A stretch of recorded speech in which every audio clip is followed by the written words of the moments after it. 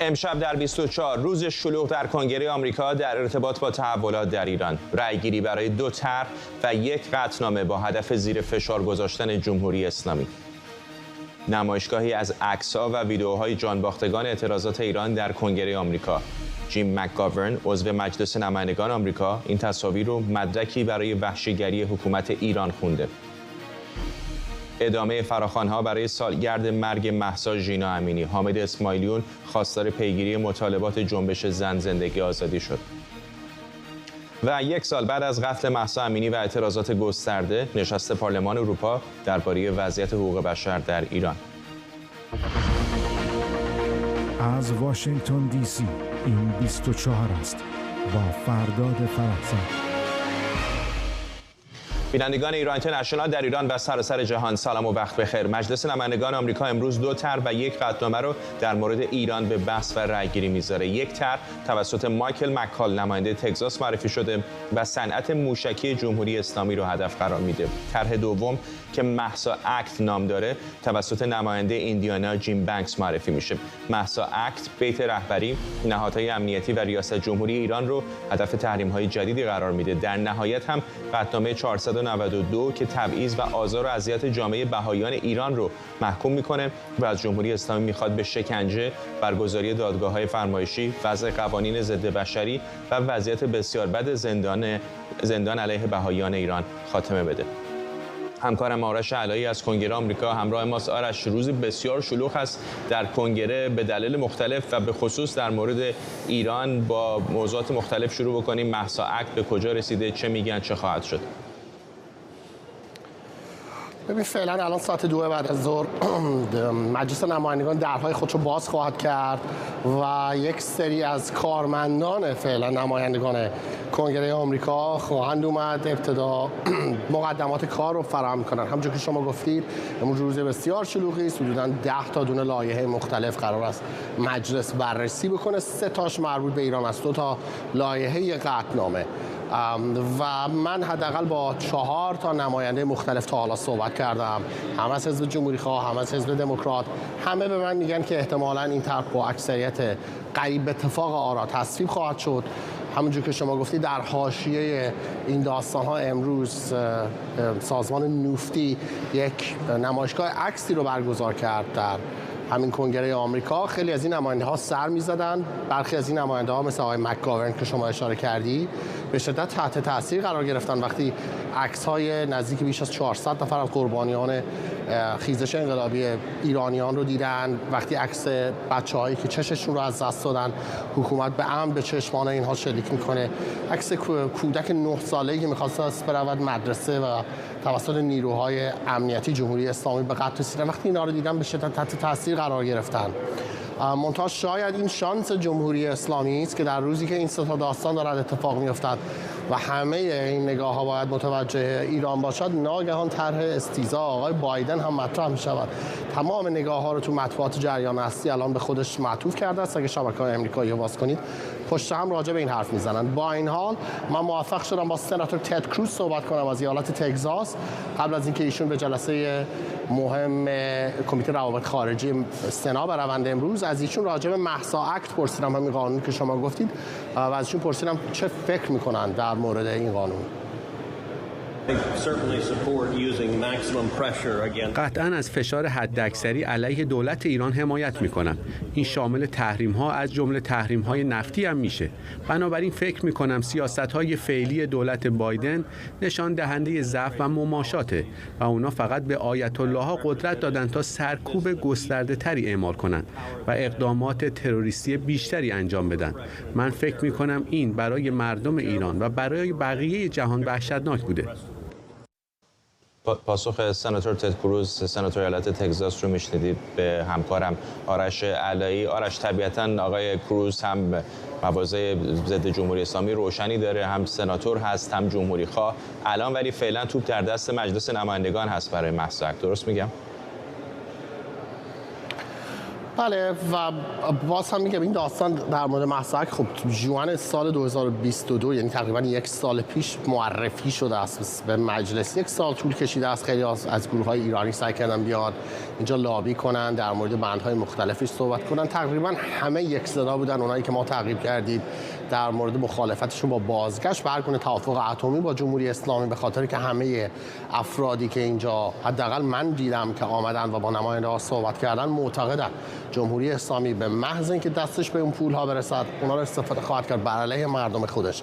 و امروز آقای مایکل والتز هم نماینده دیگر جمهوری خواه عضو کمیته روابط خارجی مجلس به من گفت که حتی اگر جمهوری اسلامی اون 6 میلیارد رو هم مستقیما خرج سرکوب مردم خودش یا سرکوب مردم منطقه نکنه، این به این معنی خواهد بود که 6 میلیارد دلارش رو فعلا مطمئنه که میتونه خرج خورد و خوراک بکنه، یه پولهای دیگری رو آزاد کنه برای که بخواد مردم رو سرکوب بکنه. بنابراین ایشون گفت این ایده وزیر امور خارجه آمریکا که هی میگوید که نه ایران این پولها رو فقط صرف مصارف بشردوستانه خواهد کرد، ایشون گفت اصلا مردود هست، به خاطر که حتی اگر همونجوری که گفتم این هم درست باشه به معنای است که ایران میتونه با آزاد شدن این پولها منابع دیگری رو آزاد کند و از اونها برای سرکوب و اعراب و فشار استفاده کند. با این حال امروز در ایران اینترنشنال ما جلسه مجلس رو تعقیب خواهیم کرد تا دقیقه 90، هم در مورد این دو لایحه‌ای که قرار است تصویب بشود و هم در مورد اون قطعنامه‌ای که علیه بهائیان ایران قرار است قرائت بشود و رأی گیری بشود و بینندگان ما میتونن با رفتن به وبسایت ما یا به سوشال میدیای ما نگاه کردن برنامه‌های تلویزیونی در این مورد در جریان قرار بگیرن. همونطور که آرش هم به درستی اشاره کرد امروز پوشش ویژه‌ای خواهیم داشت از این جلسات مهم در کنگره آمریکا و تا لحظه رأیگیری قانون مهسا یا مهسا اکت همراه شما خواهیم بود. جای دوری نرید، برنامه ما امروز به طور ویژه ادامه پیدا خواهد کرد. قبل از اینکه بری آرش میخوام در مورد طرح‌های دیگه هم ازت بپرسم، به خصوص در مورد اون موضوع برنامه موشکی ایران. ببین یک طرحی است که اون رو آقای مکال معرفی کرده، نماینده تگزاس رئیس کمیته روابط خارجی مجلس، مخالف سرسخت جمهوری اسلامی. از زمانی که روسیه تهاجمش رو به اوکراین آغاز کرد، از زمانی که پهپادهای جمهوری اسلامی شروع کرد باریدن روی مردم اوکراین و کشتن غیر نظامیان در اوکراین، ایشون به شدت دنبال این بود که جلوی صادرات تراشه‌های کامپیوتری که الان ما می‌بینیم 80% از قطعات الکترونیکی پهپادهای جمهوری اسلامی ساخت آمریکاست. آقای مکال به دنبال این بود که بخواد جلوی اینو ببندد. یک سری تحریم‌های اولیه و ثانویه در این طرح معرفی شده است. پاش امضای نمایندگان دو حزب رو میشه دید، بنابراین به نظر میاد که از حمایت کافی برخوردار است. ضمن اینکه این داستان اگر یادمون نره چند روز پیش هم مقامات دولت بایدن به همراه انگلیسی‌ها و اروپایی‌ها رفته بودن به کشورهایی مثل امارات متحده عربی برای که جلوی فرستادن تراشه‌هایی که میتونه در موشک و پهپاد استفاده بشه از امارات متحده عربی به روسیه بگیرن. به نظر میآید این طرح هم درست بعد از اون در همون جهت گام برمی‌دارد، برای اینکه بخواهد کشورهایی مثل روسیه، جمهوری اسلامی، کره شمالی و چین رو محروم کنه یک سری فناوری‌های برتر آمریکایی که اونها استفاده می‌کنن در تسلیحات خودشون. ممنونم از تو همکارم آرش علایی از کنگره آمریکا که در طول امشب بیشتر به او باز خواهیم گشت. در ارتباط با سیاست‌های کاخ سفید در قبال ایران با گابریل نورونها مشاور پیشین وزارت خارجه آمریکا گفتگو کردند و ازش درباره مبادله زندانیان و آزادسازی 6 میلیارد دلار از دارایی‌های ایران و همینطور عملکرد دولت بایدن در قبال تهران در سال گذشته پرسیدم. به نظرم آزادسازی 6 میلیارد دلار از پول تهران تو روز 11 سپتامبر اقدامی عجیب و نامتعارف بود. جالبه چون ما میدونیم که ایران الان به رهبران ارشد القاعده از جمله خود سیف العدل پناه داده. تهران اونا رو از نظر عملیاتی با اقدامایی نظیر فراهم کردن پاسپورت و حمایت مالی و همچنین اجازه فعالیت دفتر مرکزیشون تو تهران پشتیبانی میکنه. مثل روز روشن این پول آزاد شده بر اساس توافق اونطور که ادعا میکنن برای دارو و خوراک مردم ایران خرج نمیشه. جمهوری اسلامی در دور زدن و پنهانکاری خیلی سر آمده. حالا ممکنه این پول به ساخت بیمارستان برای سپاه اختصاص پیدا کنه یا این اقلام خریداری بشن و به نحوی در بازار سیاه به فروش برسن. به هر صورت خیلی مبادله تأثیر برانگیزیه، به خصوص با نزدیک شدن به سالگرد مرگ مهسا امینی.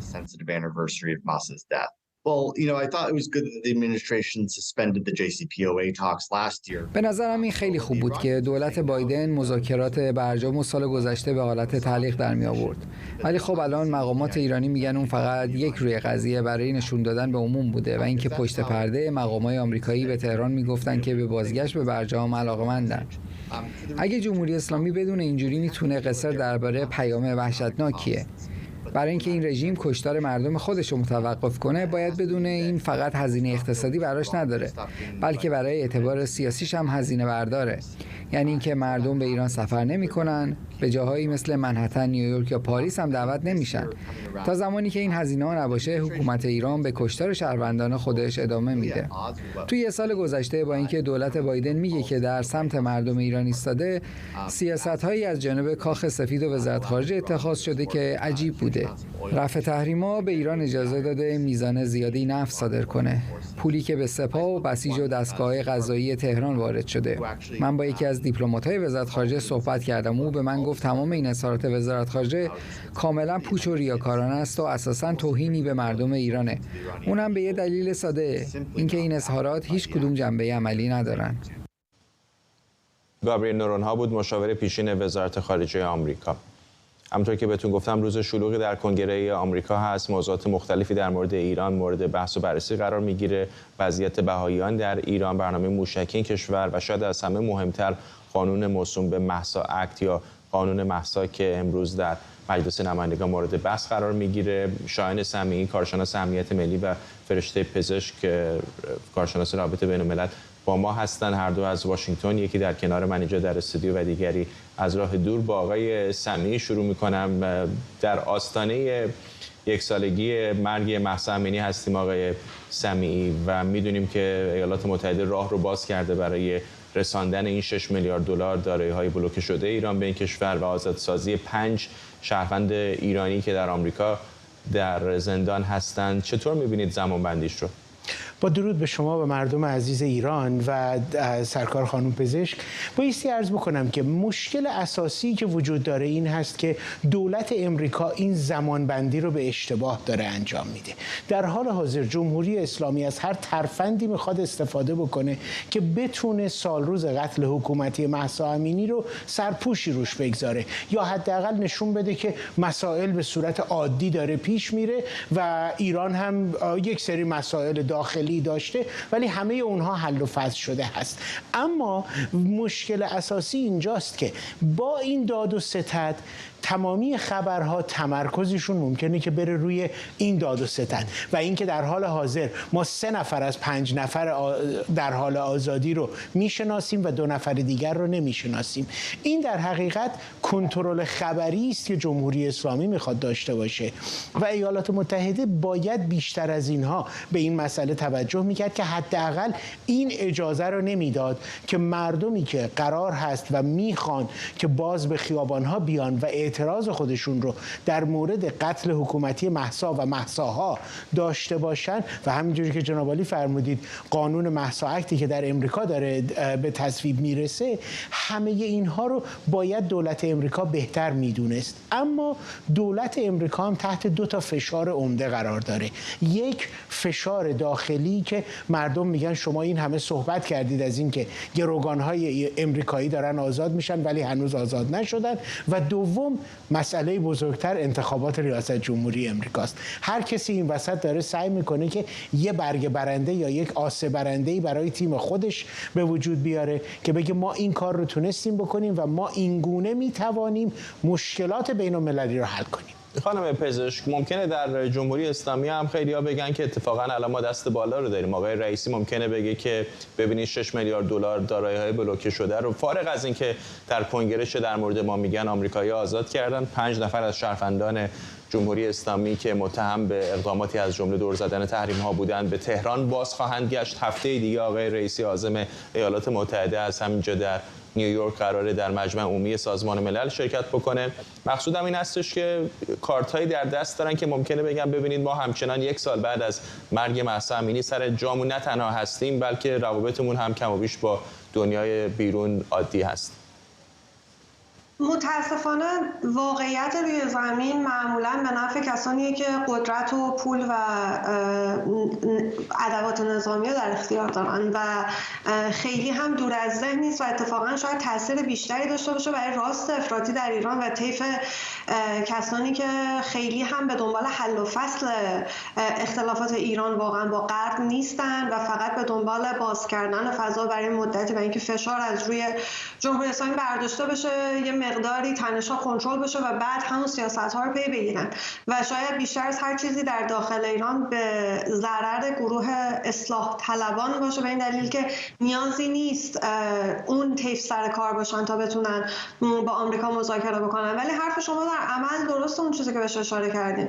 دولت‌های غربی علیرغم تمام شعارهایی که میدن وقتی در عمل پای حقوق بشر به میان میاد و منافع خودشون رو انتخاب میکنن، هم منافع سیاسی خودشون هم منافع مردم خودشون رو. برای آمریکایی که الان در چند جبهه درگیره، انتخابات در پیش رو داره، حتما یک درگیری و تنش‌های بالاتر در خاورمیانه به منافع به حساب نمیاد و بنابراین زد و بند با جمهوری اسلامی یا هر دولت دیگه که طیفی که سر کار باشه قابل قبول هستش. کما اینکه می‌بینیم آمریکا در دوران‌های مختلف و رؤسای جمهور مختلف با گروه‌های مختلفی نشسته مذاکره کرده، از جمله طالبان، از جمله عربستان، کشورهای از این قبیل. بنابراین شعار این صرف حقوق بشر و این حرفا وقتی پای عمل به میان میاد تقریبا شعار و عملا همینه که حکومت ایران میتونه بگه که فارغ از اون چیزی که در ایران گذشت، ما در نهایت اگر که اراده کنیم میتونیم با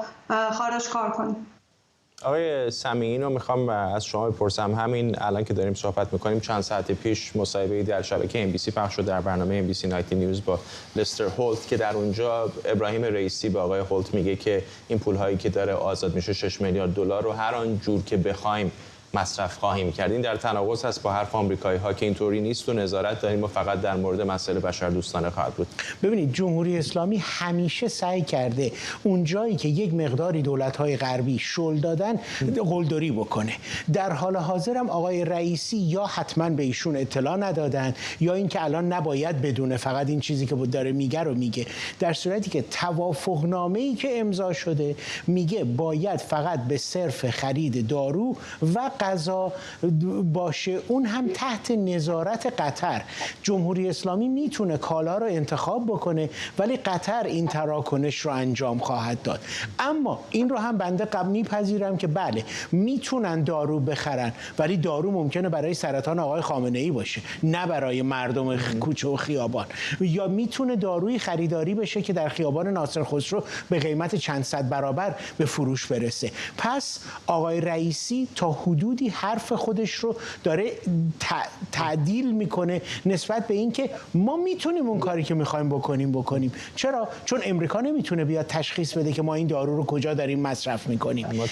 ولی امریکا باید گزینه‌های سفت و سخت‌تری برای این تراکنش ها میگذاشت که متاسفانه نذاشتن. حالا اون بحثی که ممکنه در بازار سیاه بخوام بفروشن کارهای دیگر هم حتی کنار بذاریم، بالاخره یک دولت مستقر هزینه‌های این چنینی داره. دارو و غذا چیزی نیستش که کسی بتونه ازش فرار بکنه. حتی در لول فردی هم الان یه نفر بیاد به من بگه من ماهی 2000 دلار به شما میدم فقط حق داری که باش غذا بخری، بالاخره 2000 دلار از هزینه‌های من کم میکنه، بعد پولای دیگه هم میتونم خرج مصارف دیگر بکنم. 100%. یعنی ببینید آقای رئیسی و حکومت جمهوری اسلامی هم به حالت از این ستون به اون ستون فرجه دارن رفتار میکنن که در حال حاضر میگن ما حداقل این 6 میلیارد یورو که حالا تا به دستشون برسه به گمان زنی ها 4 میلیارد یورو خواهد بود به خاطر کارمزدهای بانکی که بایستی بپردازن، ولی به خاطر به همه این احوال باز یک مقداری یک اجازه تنفسی بهشون میده که اون هم باز عمل کرده گروگانگیری و خصمانه است که جمهوری اسلامی در پیش گرفته و دولت‌های غربی پاسخ درستی ندارن. پاسخ درست چی میتونه باشه؟ سختگیری و عدم همکاری با جمهوری اسلامی در گروگانگیری. جمهوری اسلامی همیشه نشون داده وقتی که بهش سخت گرفته بشه جا میزنه. مثال عمدش نرمش قهرمانانه، مثال عمدش جام زهر. خانم پزشک، الان که بالاخره یک سالی از مرگ مهسا امینی گذشته. اگر به یاد داشته باشید حدود 1 سال پیش، حالا کمتر، آمریکایی‌ها در موقعیتی نبودن که به راحتی بتونن با تهران سر موضوعات مختلف چانه‌زنی بکنن، برای اینکه هم فشار افکار عمومی زیاد بود، هم فشار کنگره زیاد بود. چقدر حالا که به نظرتون کم و بیش جمهوری اسلامی مهار کرده تا اندازه اون اعتراضات رو، الان راه برای دولت بایدن بازتر هستش که شاید موضوعاتی مثل برنامه هسته ایران رو هم با تهران مطرح کنه؟ ببینید، من فکر نمی‌کنم با توجه به دو قطبی شدیدی که توی آمریکا هست و تعداد آرای کنگره و اختلاف خیلی اندکی که بین دموکرات‌ها و جمهوری‌خواها در سنا هست، 50-50 هستن، توی سنا خیلی راهی داشته باشه آقای بایدن که بتونه یک توافقی رو از سر بگذرونه که قرار باشه به تایید کنگره برسه. جدای از اینا، شرایطی که الان حاکم هست به نظر نمیاد که نه ایران به دنبال یه توافق وسیع‌تر باشه و نه اصلا اون راه و چشم‌انداز رو دیگه کسی دنبال میکنه. من بعید میدونم که هیچ کدوم از اینها به یه تغییر عمده‌ای بیانجامه. حداقل در کوتاه مدت و میان مدت باید ببینیم سرنوشت انتخابات آینده آمریکا چی میشه، سرنوشت انتخابات در ایران چی میشه، وضعیت اعتراضات به کجا میرسه. توی این شرایط و با در نظر گرفتن اینکه آقای بایدن خیلی چشم‌اندازی برای خاورمیانه یا ایران نداره، علیرغم آقای اوباما که اومده بود با یه تصویر دیگه‌ای برای خاورمیانه، یا آقای ترامپ که اومده بود و میدونست که اصلا میخواد مثلا از برجام بیاد بیرون و حالا یه دیل جدیدی رو بشینه بسازه، خاورمیانه جدید رو ترسیم بکنه، با عربستان و اسرائیل کار بکنه. آقای بایدن به نظر نمیاد لااقل در مورد خاورمیانه همچین روی کردی داشته باشه. من با توجه به اینها بعید میدونم که تغییر عمده یا یک نوع مذاکرات و یه تفاهم، توافق نوشته جدی و متفاوت یا حتی همون چارچوبی شبیه برجام میسر باشه. ممنونم از هر دوی شما. فرشته پزشک، کارشناس روابط بین‌الملل از واشنگتن، و شایان سمی، کارشناس امنیت ملی، اینجا در استودیو با ما. سپاسگزارم. سازمان نفتی یا اتحادیه ملی برای دموکراسی در ایران از ساعتی پیش در کنگره آمریکا نمایشگاه عکسی به نام شکوفه‌های شجاعت برپا کرده.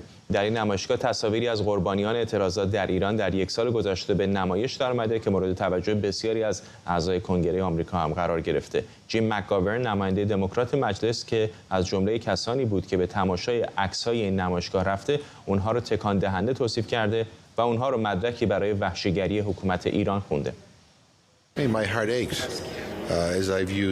قلب من به درد اومد زمانی که این تصاویر رو می‌دیدم و داستانشون رو می‌خوندم. تصویر یک پسر 9 ساله رو دیدم. اینها نوجوان هستند. جوانانی که در دهه 20 زندگیشون هستند. اونها یک عمر در پیش داشتن، اما حالا دیگه با ما نیستن چون کشته شدن. قلب من برای خانواده هاشون به درد اومد. قلب من برای ایران به درد اومد چون این افراد میتونستن در آینده ایران سهیم باشن. نوجوانان و جوانانی رو میبینم که بعضی کشته شدن و بعضی عمدن به چشمشون شلیک شد به خاطر چیزی که بهش باور داشتن. اینها همه جنایت علیه بشریته.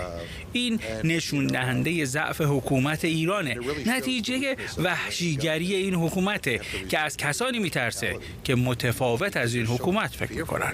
جوانان آینده ما هستند. این موضوع رو کشورها از جمله آمریکا باید درک کنه. ایران باید درک میکرد. اونها دارن آینده کشورشون رو از بین میبرن. این خیلی غم انگیزه. بعد اصلاح بکنم که نوشته سناتور مکگاورن، ایشون نماینده مجلس هستن. نوید محبی از سازمان نفتی از کنگره آمریکا با مساق محبی، در زمان حساسی همین مراسم رو برگزار کردید. بحث مهسا اکت هستش در کنگره آمریکا، بحث برنامه موشکی ایران هست، بررسی در مورد وضعیت بهائیان در ایران هست. همه اینها درست در سالگرد کشته شدن مهسا امینی. چطور بوده واکنش‌ها در کنگره به نمایشگاه عکستون؟ سلام به شما، مرسی از دعوتتون. استقبال بسیار خوبی شده از برنامه نمایشگاهی که ما امروز داشتیم و همچنان در جریان هست. تا الان 10-12 نفر از اعضای مجلس نمایندگان از جمله چهره‌های ارشد مجلس نمایندگان مثل آقای جو ویلسون، مثل آقای والتز اومدن این برنامه ها رو دیدن. ببینید، یک نگرانی که ما از مدت‌ها پیش داشتیم اینه که به خاطر اینکه در 4-5 سال گذشته خیزش‌های متعددی در جریان بوده و تعداد بسیار زیادی از شهروندان معترض کشته شدند، ما نگرانی داشتیم که نکنه جامعه آمریکا، دولت مردان این کشور به این کشته شده‌ها فقط به عنوان یک عدد نگاه بکنند.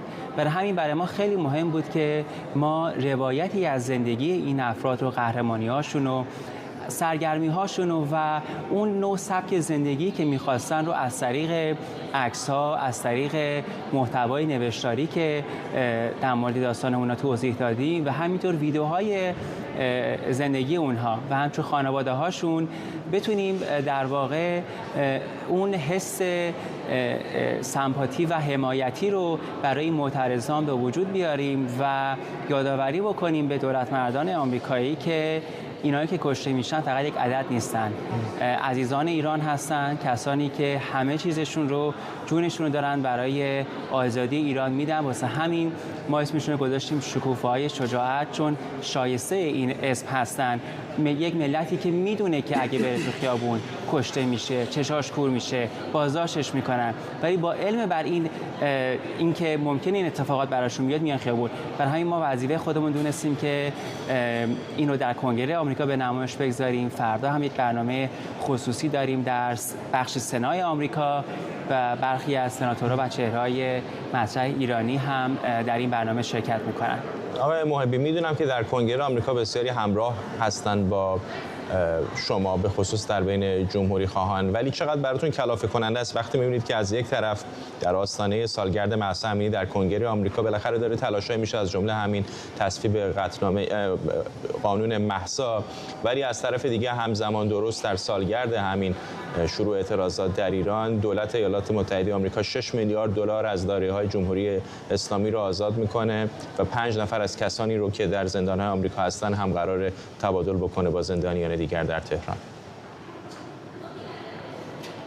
من فقط میتونم بگم واقعا جای تأسف داره این اتفاقاتی که داره میفته، اون هم در سالگرد قتل مهسا امینی و اون خیزش سراسری ایرانیان. من اینو میتونم بگم که فقط ورشکستگی اخلاقی بعضی از سیاستمداران آمریکایی هستش که دقیقاً این رو برای این هم انتخاب میکنن. اما یه چیزی بگم، همین امروز هم در برنامه نمایشگاهی که داشتیم 2 عضو دموکرات کنگره آمریکا شرکت کردن و من به طور کلی اون چیزی که به قانون مهسا نگاه میکنم، حالا شاید اون پنالتی و مجازاتی که وجود داره اینه که خب اموالشون در آمریکا بلوکه میکنن، اجازه ورود نمیدن، شاید اثرات خیلی چندانی به اون صورت نداشته باشه، اما یه اثر بسیار مهمی داره، اونی که بحث ایران رو، موضوع ایران رو در دل جامعه آمریکا کمی حقوق بشری تر میکنه. یعنی در واقع من اینو به عنوان قدم اول میبینم که تونستیم حالا با یک به اصطلاح لایحه‌ای که خیلی آنچنان هم شاید تاثیر نداشته باشه ولی میتونه یه تغییر گفتمانی به وجود بیاره. شاید خیلی از دموکرات‌ها اون اول دست و دلشون میلرزید که بیان از این قانون و مسئله حقوق بشر هر چیزی غیر از حمایت از پرونده هستی بیان حمایت بکنن، ولی خب به خاطر اینکه جامعه ایرانی آمریکایی خیلی پیگیر این مسئله بوده تونستن به صورت 2 حزبی حامی جذب کنن برای قانون مهسا. اما من امیدوار هستم که این سرآغازی باشه برای تغییر گفتمان سیاسی در واشنگتن دی سی. اگرچه دولت آمریکا، آقای بایدن به نظر میاد تمایل خیلی چندانی نداره، اما خب کنگره هم یک رکن مهم سیاستگذاری در آمریکا هست و میتونه پیشتاز تغییر و دگرگونی سیاسی باشه در آمریکا. و نهادهای به اصطلاح NGO هم مثل نفتی، خب ما هم تمام تلاشمون رو میکنیم که مسئله ایران به یک مسئله 2 حزبی تبدیل بشه، همونطوری که مسئله روسیه و چین یک مسئله 2 حزبی هست و تمام تلاش ما اینه و فکر میکنم بزرگترین سلاح و مهمترین و قویترین سلاحی که داریم این جانبازی های این جانباختگان راه آزادی ایران هست. وقتی تصاویرشون و داستان زندگیشون رو به هر کسی که نشون میدیم متاثر میشن، ما از اینا به عنوان سلاحی استفاده میکنیم که این تغییر گفتمانی رو به وجود بیاریم. ممنونم از شما نوید محبی از سازمان نفتی در کنگره آمریکا. حامد اسماعیلیون از فعالان سیاسی مخالف جمهوری اسلامی برای شنبه 25 شهریور و همزمان با سالگرد قتل مهسا امینی فراخوان تجمع در شهرهای مختلف جهان منتشر کرده. حامد اسماعیلیون از تکرار شعار زن زندگی آزادی گفته و مهسا رو اسم رمز انقلاب ایرانیان خونده. او در حساب شبکه‌های اجتماعیش نوشته جمهوری اسلامی دیر یا زود به دست ایرانیان سرنگون خواهد شد. در آستانه سالگرد مرگ مهسا امینی فراخوان‌هایی هم در خارج از کشور داده شده. اینجا در واشنگتن دی سی گروه همبستگی ملی ایران یا NSG ایران یکی از سازمان‌هایی بوده که برای مدت‌ها هر شنبه تجمع اعتراضی برگزار کرده و قرار شنبه این هفته هم اینجا در پایتخت آمریکا تظاهراتی به مناسبت سالمرگ مهسا امینی برگزار کنه. سیامک آرام تحلیلگر سیاسی، استاد دانشگاه و از برگزار کنندگان این تجمعات اینجا در استودیو با ماست. کار آسانی نیستش برگزاری مراسمی این چنینی با گروه‌های مختلف طیفی سیاسی ایرانیان. میدونم که هر دفعه برگزار میشه میگن چرا این بود چرا آن نبود، ولی انصافا شما در مقایسه با بسیاری دیگر از گروه‌ها کم و بیش توفیق داشتید در این که همه طیف‌های سیاسی رو جمع بکنید. بله، از جمله واشنگتن که شما اشاره کردیم فکر کنم جزء معدود نقاطی هست، شاید به دلیل اهمیت سیاسیش و به دلیل حضور گروه‌ها و جناح‌های مختلف سیاسی در این منطقه تقریبا میتونم بگم تمام جناح‌های سیاسی یا تمام افراد شناخته شده از جناح‌های مختلف سیاسی و گرایش‌های مختلف از این حمایت به نحوی یا به شکلی حمایت کردن. اگرچه ما مثل همه یک سال گذشته، مثل تمام شنبه‌ها، تمام اعتراضاتی که توی منطقه واشنگتن دی سی با حضور هزاران ایرانی برگزار شده، فرای جناحی بودنمون رو حفظ کردیم. اگرچه این کار سختی همونجور که شما اشاره کردین، رفتن رو میدان مینه تقریبا، برای اینکه خود این گروه‌های مختلف هم بعضی اوقات با هم اختلافات جدی دارن و اینکه در یک تظاهرات این چنینی کنار هم بیستن انصافا کار راحتی نیست. بله، من فکر کنم هم به دلیل اهمیت منطقه، هم به دلیل شکل و فرمت برگزاری.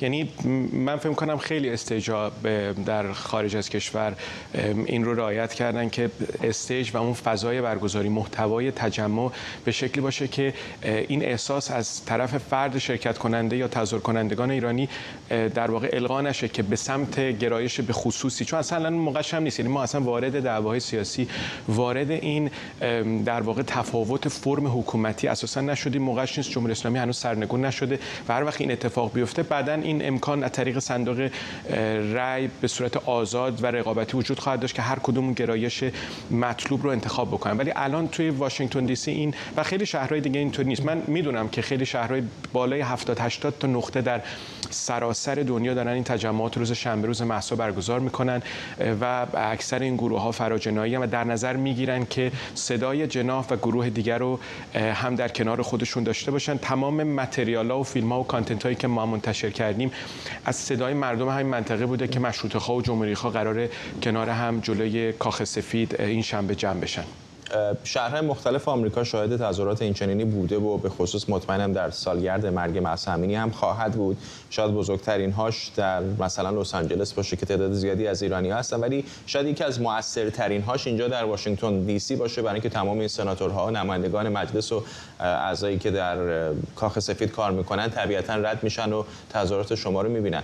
اون پارسال که شروع کردید تقریبا برای هفته‌ها تا همین اواخر هر شنبه برگزار می‌کردید. چقدر به نظرتون روی قانونگذاران، روی سیاستگزاران آمریکایی تاثیر گذاشت اون اعتراضات؟ ببینید 38 هفته مستمر بدون وقفه هر شنبه تجمعات ادامه داشت تا اینکه شکل و فرمت تجمعات بسته به اتفاقات داخل ایران ما هم واکنش و پاسخمون متفاوت بود و تا الان که ادامه داره.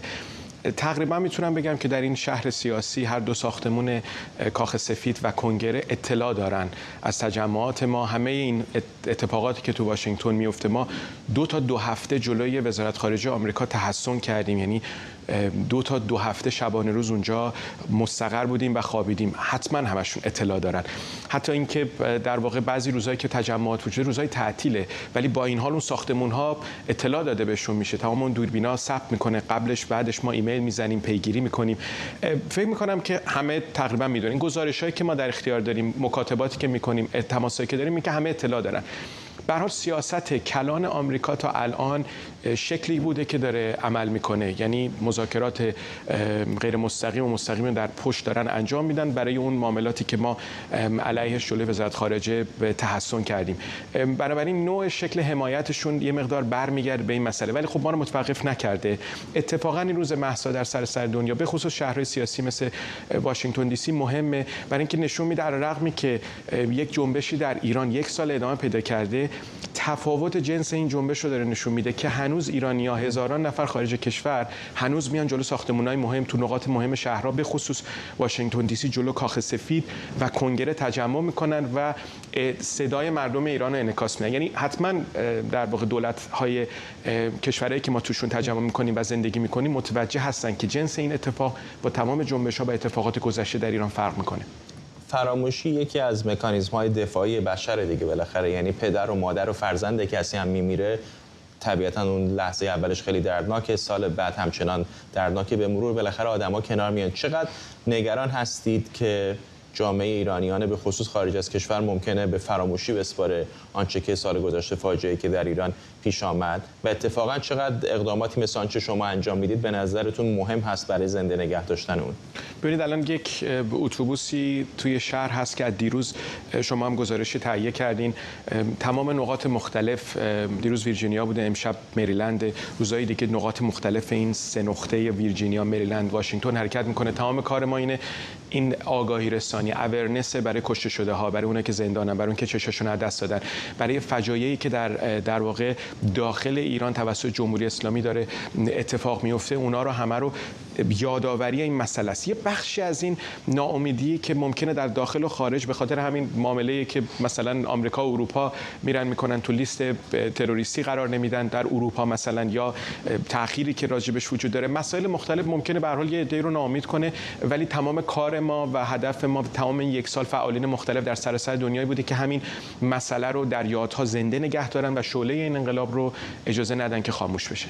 سیامک آرام از NSG ایران و تحلیلگر سیاسی استاد دانشگاه، ممنونم از شما. احتمالاً در گوشه تصویر هم تصاویر زنده را از مجلس نمایندگان آمریکا می‌دیدید. اجازه بدید بریم به کنگره آمریکا. مایکل مکال نماینده تگزاس داره صحبت میکنه در مورد جمهوری اسلامی ایران. اجازه بدید ببینیم آیا میشه بخشی از صحبتاشو شنید یا نه. Programs will expire after 15 years. And I'm deeply concerned that the marketplace for Iran's missiles and drones will expand.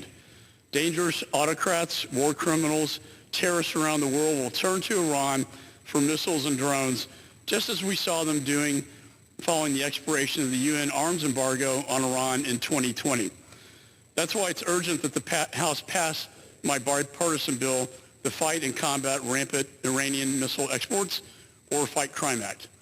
The bill, which I was proud to introduce with Ranking Member Meeks, imposes strict mandatory sanctions on Iran's missiles. تصاویر زنده رو می‌بینید از مجلس نمایندگان آمریکا. مایکل مکال نماینده تگزاس در حال صحبت هست در مورد طرح‌هایی برای اعمال تحریم روی برنامه موشکی و پهپادی جمهوری اسلامی ایران. آقای مکال در لحظات گذشته در مورد نگرانی‌ها در مورد رساندن پهپادهای جمهوری اسلامی به فدراسیون روسیه در نبردش با اوکراین صحبت کرد. امروز روز شلوغی خواهد بود در کنگره آمریکا، همونطور که پیشتر هم بهتون گفتم. این یکی از جلسات امروز هست در مورد بررسی برنامه موشکی و پهپادی جمهوری اسلامی. جلسه دیگری هست در مورد وضعیت بهائیان در ایران و البته قانون مهسا یا مهسا اکت که به دنبال اعمال تحریم‌ها و محدودیت‌های بیشتری بر روی بیت رهبری جمهوری اسلامی، نهاد ریاست جمهوری و بعضی از مقامات ارشد جمهوری اسلامی است. تصاویر زنده رو می‌بینید از مجلس نمایندگان آمریکا. مایکل مکال نماینده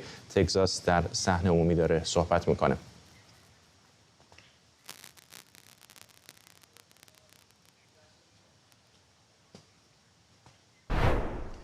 خب کنگره آمریکا رو همچنان رصد خواهیم کرد. در مورد مهسا اکت باید بگم که ساعت 6:30 به وقت محلی، الان ساعت چند؟ ساعت 4 بعد از ظهر، یعنی 2 ساعت و نیم دیگه رأیگیری شروع خواهد شد. تا پایان رأیگیری ما پوشش ویژه اینجا در ایران اینترنشنال خواهیم داشت.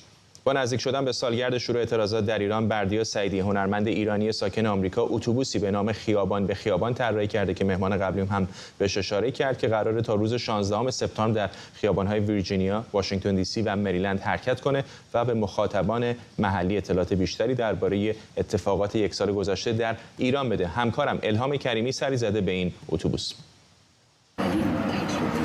اتوبوس خیابان به خیابان هست. قرار است که تا روز سالگرد قتل حکومتی مهسا امینی در ویرجینیا، دی سی و مریلند حرکت بکنه. اینجا روایت‌های وجود داره. از 16 سپتامبر شروع میشه. سال گذشته زمانی که مهسا امینی به قتل رسید ادامه پیدا میکنه. تصاویری وجود داره از نیکا، از غزال چلابی و تمام کسانی که در طول یک سال گذشته بازداشت شدن، اعدام شدن، به قتل رسیدن و تصاویری هست از هنرمندانی که دادخواهی کردن برای مردم در ایران و بازداشت شدن. تمام اینها به تصویر کشیده شده. بیش از 100 ورق هست اینجا به زبان انگلیسی برای مخاطبین انگلیسی زبان. در داخل این بس هم تصاویری هست که در چندین سال گذشته در ایران گرفته شده. هر تصویر روایتی داره، توضیح داده میشه به بیننده که چه اتفاقاتی افتاده و میرسه به خیزش انقلابی مردم در سال گذشته و توضیحات داده که چطور به این خیزش آغاز شد و چه اتفاقاتی افتاد.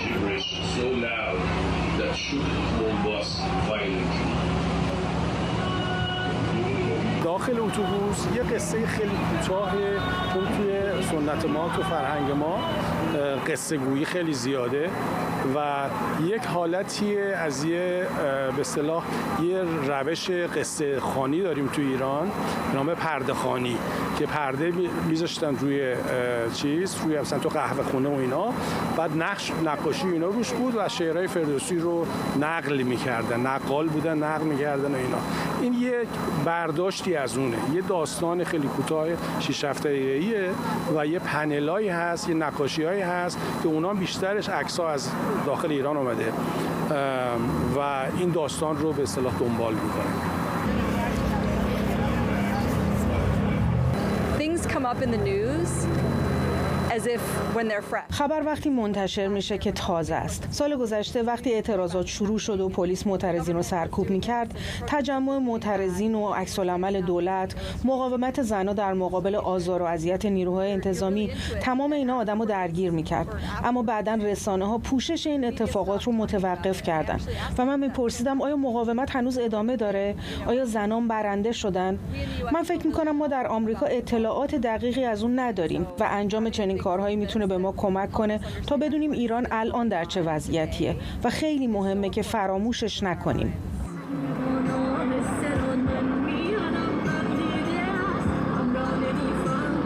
آمریکایی هستن که سر میزنن داخل این اتوبوس و اطلاعات حاصل میکنن از وضعیتی که در یک سال گذشته در ایران اتفاق افتاد و شرایطی که مردم سپری کردن.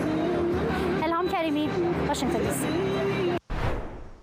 خب اجازه بدید دوباره بریم به کنگره آمریکا. همونطور که بهتون گفتم امروز روز شلوغی در کنگره است، به خصوص در مجلس نمایندگان. مدلین دین رو می‌بینید، نماینده حوزه 4 ایالت پنسیلوانیا که در مورد برنامه موشکی و موشک‌های بالستیک جمهوری اسلامی داره صحبت می‌کنه. کمی پیشتر خانم دین در مورد همکاری با شرکای اروپایی صحبت کرد و اینکه محدودیت‌هایی برای تمام کسانی که نه فقط در تولید برنامه‌های موشکی ایران نقش دارن بلکه در تراکنش‌های مالی مربوط به اون هم نقش دارن اعمال بکنن تا از ورود اونها به ایالات متحده آمریکا جلوگیری بشه و در مواردی هم تحریم‌های مالی علیه اونها مطرح بشه. این جلسه مجلس نمایندگان هست در مورد طرح‌هایی برای تحریم برنامه موشکی و پهپادی جمهوری اسلامی، به خصوص در ارتباط با فروش پهپادها به فدراسیون روسیه برای استفاده در جنگ در اوکراین. در طول روز جلسات دیگری هم هست. همونطور که پیشتر هم بهتون گفتم در مورد وضعیت بهائیان در ایران امروز در مجلس نمایندگان بحث و گفتگو میشه. همینطور در مورد قانون موسوم به مهسا یا مهسا اکت که بعضی از عالی رتبه ترین مقامات جمهوری اسلامی ایران رو تحت شدیدترین تحریم ها قرار میده. And it passed our committee unanimously. It has over 225 co-sponsors with a mix of Republicans and Democrats. Congress and the American people are keenly aware of the destructive دوباره مایکل مکال می‌دیدید، نماینده تگزاس که در این باره صحبت می‌کرد. در طول برنامه سعی می‌کنیم دوباره به مجلس نمایندگان بریم. در آستانه سالگرد کشته شدن مهسا امینی، گزارش شهروندان در شهرهای مختلف استان کردستان حکایت از جو امنیتی سنگین در این استان داره. تصاویر ارسالی شهروندان به ایران اینترنشنال هم گسیل نیروهای سپاه پاسداران در جاده دیوان دره به سمت شهر سقز رو نشون میده. سازمان حقوق بشری هنگاف هم گزارش داده که شب پیش نیروهای سپاه پاسداران در سطح شهر سنندج تعدادی ایست بازرسی فعال کردند و در مناطق نایسر، شهرک بهاران، عباس‌آباد و چند محله دیگر سنندج خودروی شهروندان رو تفتیش و بازرسی میکنند. همزمان با فراخوان‌ها برای تجمع اعتراضی، سندی که به ایران اینترنشنال رسیده نشون میده فرماندهی انتظامی سقز برای تجهیز نیروهای اعزامی از هلال احمر درخواست 400 پتو و 400 زیرانداز کرده. این درخواست برای کمک به نیروهای سرکوبگر در حالی مطرح شده که بر مبنای اساسنامه هلال احمر این نهاد وظایف بشردوستانه و امدادی داره و باید به تعهدات و وظایف صلیب سرخ و هلال احمر پایبند باشه. همکارم مراد ویسی اینجا در استودیو با ما. حالا اون بحث اخلاقی که اصلا صلیب سرخ و هلال احمر نباید وارد درگیری‌ها و نزاع‌های نظامی احتمالی بشن رو بذاریم به کنار، ولی خود این گزارش تصویری به ما میده از شرایطی که خودش رو حکومت داره آماده میکنه دست کم در مناطق کردستان. این نشون میده که حکومت از همه نهادها میخواد حداکثر استفاده رو برای سرکوب بکنه. روشی هم که به کار میگیره اینه که غیر از اینی که در نهادهای نظامی، اطلاعاتی، امنیتی افراد خودش هست، به تدریج رفته نهادهای غیر نظامی و غیر اطلاعاتی هم افرادی گذاشته که کاملا مورد تایید باشن در سرکوب. فرض کنید در هفته‌های گذشته و در ماه‌های گذشته ما دیدیم به کرات حکم‌های قضایی صادر میشه علیه فعالان اعتراضات که اونها باید به مراکز درمانی برن. بعد در 2 هفته پیش میاد یکی از اعضای سپاه رو در دانشگاه بقیت الله برمی‌داره میذاره رئیس سازمان نظام روانشناسی. یعنی اگر اونجا میخواد یک مقاومت حرفه‌ای صورت بگیره در مقابل این اقدامات امنیتی، با تغییر مدیریت اینو انجام میده. در هلال احمر هم کولیوند یکی از عناصر امنیتی جمهوری اسلامی که در اونجاست. در فرض بکنید سازمان مدیریت بحران در خیلی جاها این کارو کردن.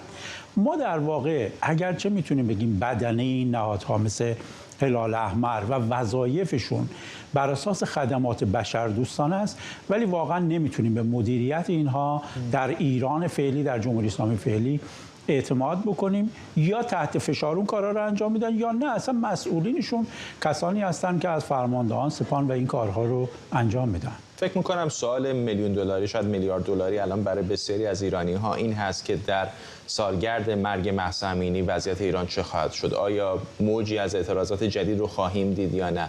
از این زمزمه‌هایی که میشنویم، از این وضعیتی که الان میبینیم، میدونم که در تحلیل پیش بینی کردن کار بسیار سختی است و سعی می‌کنی هم که دوری کنی ازش، ولی پیش بینی چی هست انصافا؟ سوال میلیون دلاری رو خود مردم جواب میدن با واقع گرایی. همه میدونن جمهوری اسلامی قویه. من با مردم طوری صحبت نمی کنم که هیچ وقت که امید بیخود بدم یا قلوب بکنم یا پروپاگاندا بکنم. جمهوری اسلامی دشمن قویه، ساختار سرکوش ساختار قویه، ولی این مردم در یه سال کاری کردن که خیلی از چیزها تغییر پیدا کرده. من به خاطر کارم شاید در هفته 20 تا 30 تا ویدیو میبینم از کسایی که موبایل دستشون گرفتن در شهرهای مختلف، در محله‌های مختلف خیابونا رو نشون میدن. این تصاویر واقعیه، چون یه موبایل داره خیابون رو نشون میده. کسی هم نمیتونه اون هزاران نفر رو مدیریت کنه. این خیابون سال قبل نیست. این خیابان زنان ما تونستن نسبت به سال قبل کاملا تغییرش بدن. بی‌اعتنایی به حجاب اجباری نسبت به سال قبل زنها کاملا این عوض کردن. این یک. دوم اینه که نسبت به سال قبل مقایسهش میکنیم، جمهوری اسلامی در شرایط ضعیف‌تری قرار داره. یعنی فقط این دوتا رو، وضعیت زنان در الان نسبت به سال قبل، وضعیت ثبات جمهوری اسلامی نسبت به سال قبل، آیا به این معناست که جمهوری اسلامی سقوط میکنه؟ جمهوری اسلامی دشمن قویه.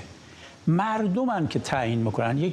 من تو مسیر که داشتم میمدم راننده ایرانی بود، بهم میگفت که مردم دیگه به یه ماندلا نیاز دارن. گفتم ماندلا هم خود مردمن. اگه مردم ایران خواهان تغییرن و خواهان تغییریان که هزینه‌اش کمتر باشه، باید بخش بیشتری از مردم توش مشارکت کنن. ببین ماندلا 2 تا ویژگی داره دیگه. سرسختانه خواهان تغییره، نمیپذیره آپارتاید، ولی تلاش میکنه که این عبور کم خشونتی باشه. من فکر میکنم اتفاقی که الان در کنگره افتاده که بحث مهسا رو پیگیری میکنه، بحث پولشویی ایران، پهپادی ایران، موشکی هسته‌ای، نشون میده که مسئله عمومی شده، چه در داخل ایران چه در خارج، و مطلقا نمیشه پیش بینی کرد چیزی رو که به اراده مردم وابسته است. ممنونم از شما. مراد ویسی همکارم اینجا در استودیو با ما، همونطور که همکارم هم اشاره کرد در کنگره جلسه‌ای در جریان هست. مایکل مکال نماینده تگزاس داره صحبت میکنه، ترجمه همزمان ما هم برقرار هست، اجازه بدید با هم بشنویم. برای اینکه متوقف کنیم موارد شنیع و فجیع نقض حقوق بشر در جمهوری اسلامی ایران رو 1 سال بعد از مرگ فاجعه بار مهسا امینی، نمایندگان کنگره باید به جهان نشون بدن که ما مهسا یا میلیون ها دیگر شهروند ایرانی رو که متحمل این خشونت ها و سرکوب شدن به دست جمهوری اسلامی فراموش نکردیم. بنابراین خواهش میکنم از همه شما مثبت بدید. و حالا نماینده محترم از پنسیلوانیا. آقای رئیس، در کنگره ایالات متحده بحثی راجع به ماهیت خشونتبار جمهوری اسلامی وجود نداره. رهبر جمهوری اسلامی مردم کشور خودش رو شکنجه میکنه، مردم ایران رو از حق رسیدن به دموکراسی محروم میکنه، جنگ‌های نیابتی خودش رو در منطقه ادامه میده و اسرائیل رو به نابودی تهدید میکنه. ذخایر اورانیوم غنی شده را در مقیاسی که برای تولید چند بمب اتمی کافی هستند انباشته کردند. قانون موسوم به مهسا اکت یا به طور کامل حقوق بشر و مهسا امینی، قانون مهسا امینی و حقوق بشر، قانونی است که خواستار اون شده که مقام‌های جدیدی در سطوح عالی جمهوری اسلامی مشمول تحریم‌های ایالات متحده بشن. این قطعنامه قویاً شاخه اجرایی قوه مجریه ما، دولت ما رو تشویق میکنه و از اون میخواد که مجازات‌های جدی‌تر رو علیه ایران در نظر بگیره. این قانون همچنین به ماهیت مشمئز کننده رهبری جمهوری اسلامی ایران میپردازه.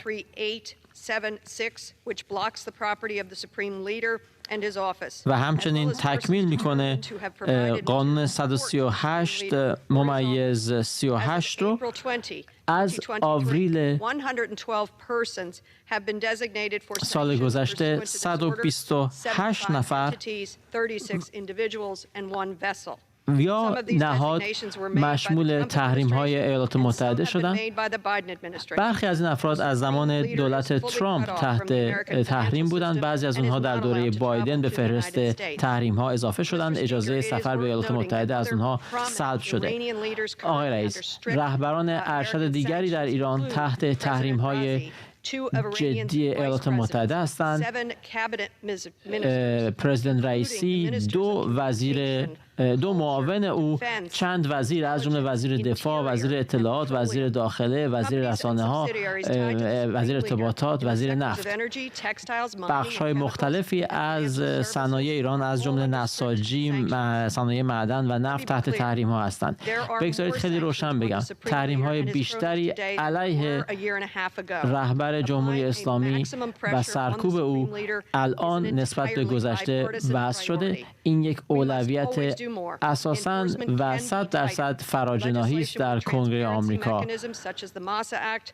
قوانینی مثل قانون مهسا اکت منجر میشن که سیاست ما در قبال جمهوری اسلامی ایران شفافتر بشه.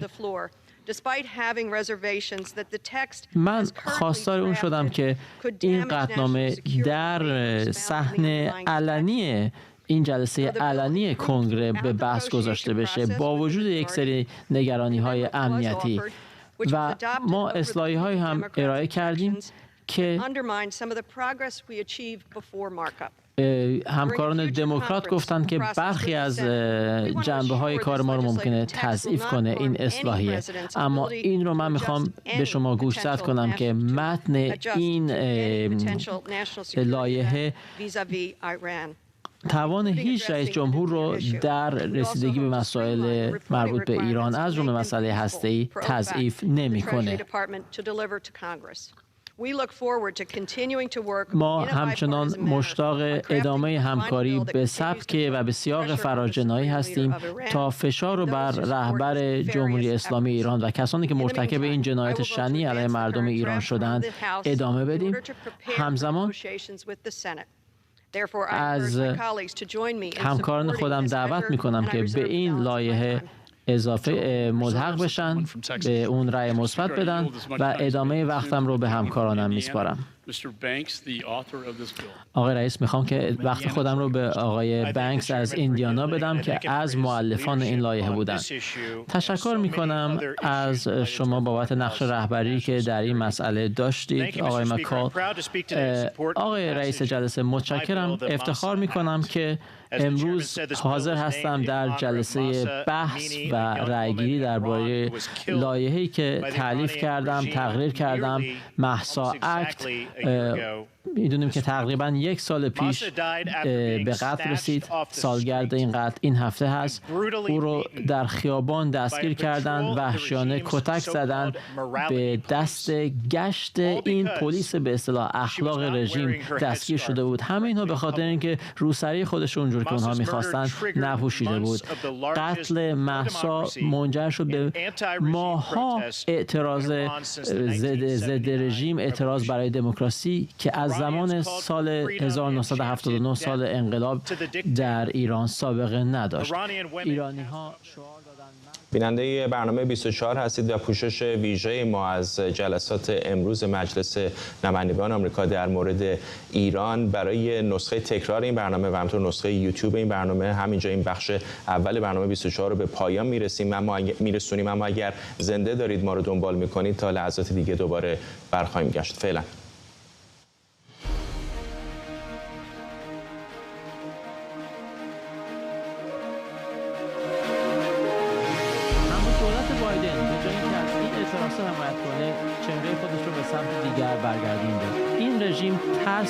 این دولت بایدن ترسش از این هست که رویای خودش برای رسیدن به یک برجام دیگر با جمهوری اسلامی رو برباد رفته ببینه و به همین دلیل از حمایت از مردم ایران خودداری کرده.